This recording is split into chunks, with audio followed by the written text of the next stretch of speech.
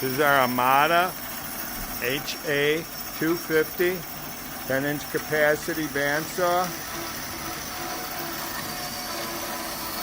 Doing a test cut here. So we've cleaned it out, painted it, checked it out. Everything's running good. Try to back up and get the whole picture for you. Cutting off a chunk of 1.5 inch steel. Dave, can you read that model and serial number to me once for the video? Very simple control panel. HA-250 254-00-439. What year? 1993. So the blade's not in the best condition. We just found a tooth that might be going bad.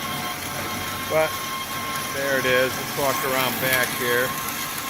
Give you the rest of the view. We just did it in single cut. Or did we? Now it's feeding forward. You see the rear vise coming forward. Now it's going to wrap it to the work.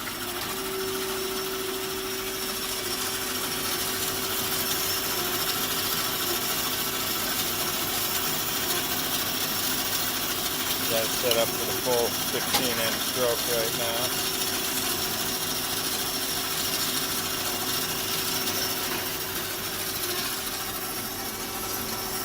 Double. So you can index that twice if you want. It doesn't have a counter for more than that. You either go 1 speed or 2. So wrapping it down to the work. Now we're just cutting air, so that's why you don't hear anything. Walk around over here. Got the very drive unit. A couple of new guards were made so you can't put your fingers in the belt. Around the back. Everything's in good shape. Just didn't need a full recondition or rebuild. Just clean it out. Clean it very good, and inspection. That's where it's all at. Make sure you inspect everything.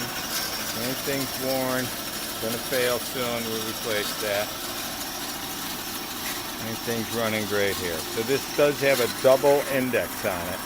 You can either go 1 or 2 indexes. Okay, thanks for viewing our Amada HA-250 1994 bandsaw.